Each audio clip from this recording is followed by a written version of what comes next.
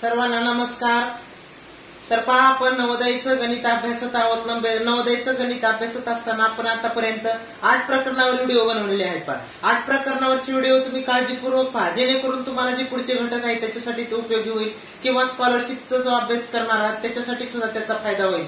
तर आज जे आपण घटक अभ्यासणार आहोत तो म्हणजे नफा तोटा। नफा तोटा अभ्यासताना आपण दैनंदिन व्यवहारामध्ये बरेच व्यवहार करत असतो। पहा, मग त्या व्यवहाराशी संबंधित काही उदाहरणं आपण या प्रकरणामध्ये अभ्यासणार आहोत।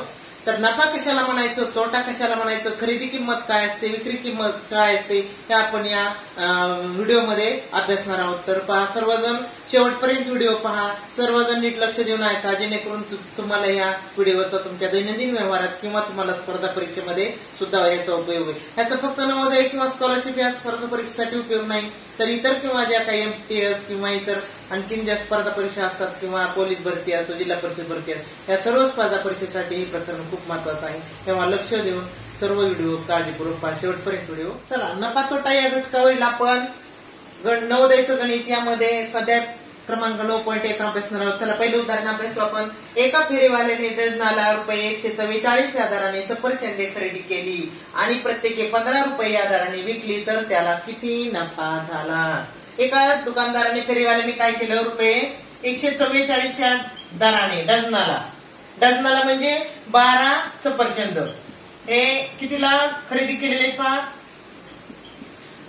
12 सफरचंद हे 144 ला खरेदी केले आणि विकताना मात्र त्याने सुट्टा विकला। एक सफरचंद 15 रुपयाला विकलं। एक सफरचंद कितीला विकलं? 15 रुपयाला।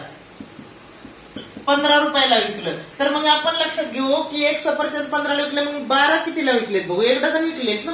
मग 12 ची किंमत काढू। 15 गुणिले 12, 12 पंचे 60, 40, 6, 12, 1, 12, 18, 180 ला विकलं त्याने। म्हणजे खरेदी केले होते 144 ला, ही झाली खरेदी किंमत, आणि 180 ही झाली विकलेली किंमत, म्हणजेच विक्री किंमत।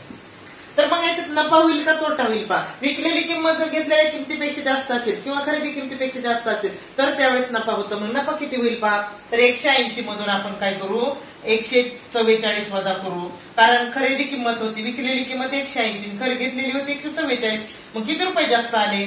6.3, म्हणजे 36 रुपये त्याला नफा झाला। पर्याय 9.1 मधलं दुसरं गणित आहे। 20 घड्याळे 10,200 रुपयांना विकल्यामुळे 4 घड्याळांच्या खरेदीत नफा झाला, तर प्रत्येक घड्याळाची खरेदी किंमत किती? तर पहा, 20 घड्याळे होती, 10,200 रुपयांना विकली, म्हणजे ती झाली त्याची विक्री किंमत। तर 4 घड्याळाच्या खरेदीत का त्याला नफा झाला? एवढ्याला विकल्यामुळे त्याला नफा झालाय, पण किती नफा झालाय? 4 घड्याळाच्या खरेदीत का नफा झालाय? तर प्रत्येक घड्याळाची खरेदी किंमत किती असं विचारले। आपल्याला खरेदी किंमत विचारली, आपल्याला खरेदी किंमतच माहित नाही, त्याच्यामुळे आपण खरेदी किंमत काढणार आहोत, म्हणून खरेदी किंमत आपण X मानू। खरेदी किंमत आपण X मानली। पहा, मग आता नफा किती झालाय? नफा 4 घड्याळाच्या खरेदी इतका।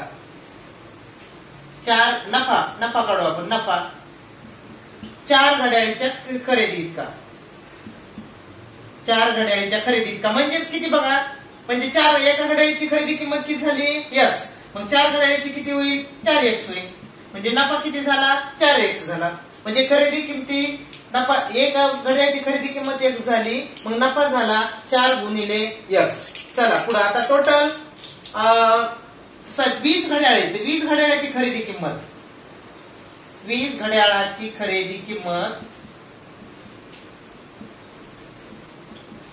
आता एकाची किती आहे? X मानली आपण, मग 20 घड्याळाची किती होईल? 20 गुणिले X म्हणजेच 20X। पहा, एका घड्याळाची खरेदी किंमत आपण X मानली, नफा किती झालाय? त्या खरेदीच्या 4 घड्याळाच्या खरेदीत का, मग एका घड्याळाची खरेदी किंमत X आहे, मग 4 घड्याळाची खरेदी किंमत किती झाली? 4X। आता 20 घड्याळाची खरेदी किंमत किती? बघा, एका घड्याळाची X आहे, म्हणून 20 ची किती? 20X। आता आपल्याला बघा, खरेदी किंमत आणि नफा या दोन्हीची मिळून जितका आहे तेवढी विक्री किंमत आहे, म्हणजे खरेदी किंमत किती होती? 20X सगळ्या घड्याळाची, अधिक नफा किती झालाय? 4X। म्हणजे पहा, खरेदी अधिक नफा बरोबर विक्री किंमत,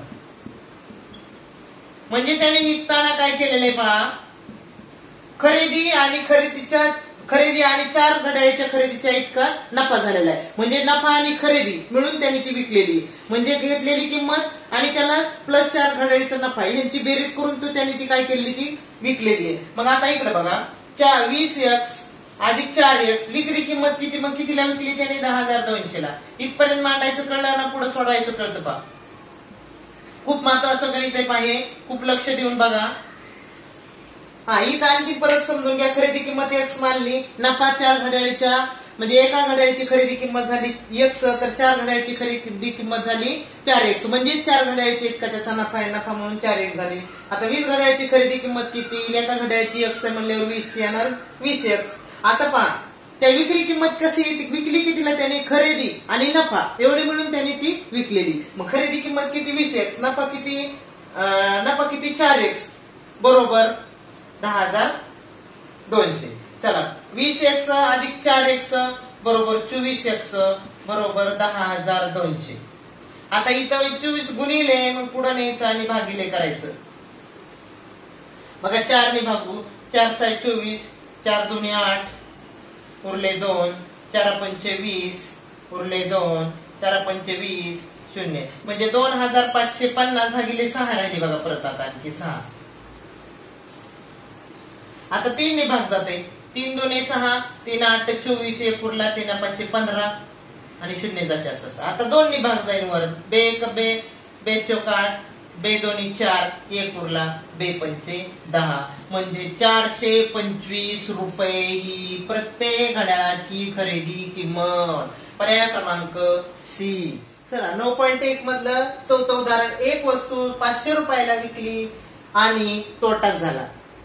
जर ती वस्तू 700 ला विकली असती तर तोट्याच्या तिप्पट नफा झाला असता, तर दुकानदाराला तर त्या वस्तूची खरेदी किंमत किती. पण पाहायला आपण 2 पद्धतीने सोडू शकतो. तर पहिल्यांदा आपण काय करू, आपला तोटा झालाय बघा. 500 रुपयाला ज्यावेळेस विकली, ही 500 रुपये ही त्याची काय झाली विक्री किंमत.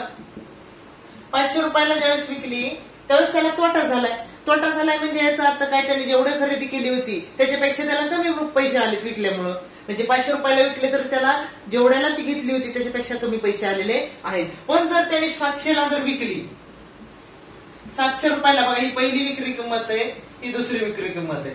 जर त्यांनी जर 700 ला जर विकली तर मात्र नफा होतोय. पण किती होतोय नफा पहा, तर जेवढा तोटा झाला ना त्या तोट्याच्या तिप्पट नफा होतोय. म्हणजे जेवढा तोटा झालाय त्याच्या तिप्पट नफा होतोय. आता एक लक्षात घ्या, जर समजा आपला तोटा किती झालाय माहिती नाही, तोटा समजा x मानू, तोटा x आहे की नाही. आता तोटा x, तर नफा किती झालाय बघा, हे नफा.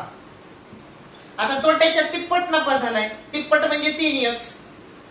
आणि लक्षात घ्या 500 ला विकल्यामुळे तोटा झालाय, तो x झालाय. आणि जर 700 ला विकलं तर तो नफा झालाय, तो किती झालाय, तोट्याच्या तिप्पट म्हणजे 3x झाले. मग मला सांगा 700 आणि 500 याच्यामध्ये किती वाढले ते. मग 700 मधून 500 वजा करावं लागतील. कितीचा फरक झालाय बघा, किती रुपये वाढले, 200 रुपये वाढले. 200 रुपये वाढले म्हणजे काय झालं, 3x नफा झालाय त्याचा पुढचा. म्हणजे 200 म्हणजे अगोदर तोटा होत होता 500 ला विकल्यावर. आणि जर ज्यावेळेस त्याने 200 रुपये वाढले त्यावेळेस त्याचा तोट्याच्या तिप्पट नफा झालाय त्याला. मग बघा एक लक्षात घ्या, कितीचा फरक झाला 200चा. मग नफा आणि तोटा मिळून किती रुपये झालेले आहेत ते 200 रुपये. जितका तोटा झाला होता आणि पुढे नफा, म्हणजे पहा तोटा किती x अधिक नफा 3x बरोबर फरक कितीचा आलाय 200चा. कारण तोटा जेवढा झालाय आणि पुढे काही नफा पण झालाय. म्हणजे जर 700 ला विकली तर जेवढा तोटा होत होता 500 ला विकल्यामुळे आणि 700 ला विकल्यामुळे काय झालं, नफा झाला. म्हणून काय करू, 3x 4x बरोबर 200. 200 भागिले इकडे 4 गुणिले म्हणून इकडे भागिले 4, 4 × 25 = 50. x बरोबर 50. आता x कशाला म्हणलं होतं आपण, तोटा झाला 50.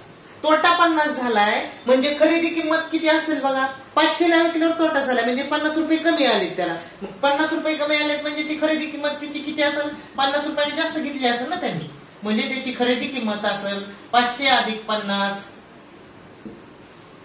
500 अधिक 50 बरोबर 550. ही त्याची झाली खरेदी किंमत. चला सध्या 9.1 मधलं 5वं. एका माणसाने नगाला रुपये 4 या दराने 120 आंबे खरेदी केले. 20 आंबे सडलेले होते. त्याने बाकीचे आंबे रुपये 48 ला 10 आंबे या दराने विकले. त्याचा नफा किंवा तोटा किती. तर पहा एका माणसाने काय केले, नगाला म्हणजे एका वस्तूला 4 रुपये, म्हणजे एका वस्तूला 4 रुपये या दराने 120 आंबे खरेदी केले. म्हणजे 120 आंब्याची खरेदी किंमत किती ते काढू आपण. म्हणजे एका आंब्याची 4 रुपये, तर 120 आंब्याची किती, 120 आंब्याची 12×48 म्हणजे 480 रुपये हे झाली त्याची खरेदी किंमत. म्हणजे 480 रुपयाला त्याने ते आंबे विकत घेतले. ते एक आंबा 4ला असे 120 आंबे घेतले, म्हणजे त्याचे झाले 480 रुपये खरेदी किंमत. आता त्याच्यातले 20 आंबे सडलेले होते. होते किती आंबे, 120, त्यातले 20 आंबे सडलेले होते. म्हणजे चांगले किती झाले, चांगले राहिले 100. चांगले आंबे 100, कारण 20 सडलेले होते. म्हणजे 120 मधून 20 गेले, राहिले 100. म्हणजे चांगले आंबे झाले 100. आता पुढे काय म्हणलं, बाकीचे आंबे त्यांनी काय ₹48ला 10 या दराने त्याने विकलेले आहे. म्हणजे 10 आंबे 48ला. तर लक्षात घ्या किती आंबे राहिलेत आता त्याच्याकडं, 100. मग 10 आंबे 48ला, 10 आंबे 48, 10 आंबे 48, म्हणजे असे किती त्याला विकायचे, 100 आंबे विकायचे. म्हणजे बघा ह्याच्यामध्ये 10-10चा जर किती गट होते, 10-10चे 10 गट होते. म्हणजे बघा एका गटाला म्हणजे 10 आंब्याला 48 रुपये. मग 10 गट झालेत, म्हणजे 10 आंब्याला किती होते, 10 गटाला किती होते, तर 480 रुपये. हे झाली त्याची विक्री किंमत. आता मला सांगा खरेदी किंमत किती होती, 480 रुपये. विक्री किंमत किती, तेवढीच 480. मग नफा झाला का तोटा झाला, नफा झाला नाही, तोटा झाला नाही. ज्यावेळेला आंबे खरेदी केले त्यावेळेला त्याने विकले. म्हणजे या व्यवहारात त्याला ना नफा ना तोटा झाला. पर्याय क्रमांक सी ही त्याचं उत्तर. तर पहा व्हिडिओ शेवटपर्यंत पाहिल्याबद्दल धन्यवाद. सर्व गणित पाहत चला, गणित समजून घेत चला. प्रत्येक गणित मी अगदी सोप्या पद्धतीने समजावून सांगण्याचा प्रयत्न केलेला आहे. प्रत्येक व्हिडिओ काळजीपूर्वक पहा. आतापर्यंत सगळे व्हिडिओ आपण अपलोड केलेले आहेत. सगळे व्हिडिओ सिरियलनी आपण युट्यूबवर आहेत. आपल्या चॅनलवर जा आणि आपल्या चॅनल माय स्कॉलर पॉइंट हे आपल्या चॅनलचं नाव आहे, त्या चॅनलला ओपन करा आणि सगळे व्हिडिओ पहा. आणि जर कोणी सबस्क्राईब करायचं राहिलं असेल तर सबस्क्राईब करा, लाईक करा आणि इतर मित्रमैत्रिणींना पाठवा. खेड्यापाड्यातील मुलामुलींपर्यंत माझे व्हिडिओ जाऊ द्या, जेणेकरून गोरगरिबांच्या लेकरांना त्याचा फायदा होईल. धन्यवाद.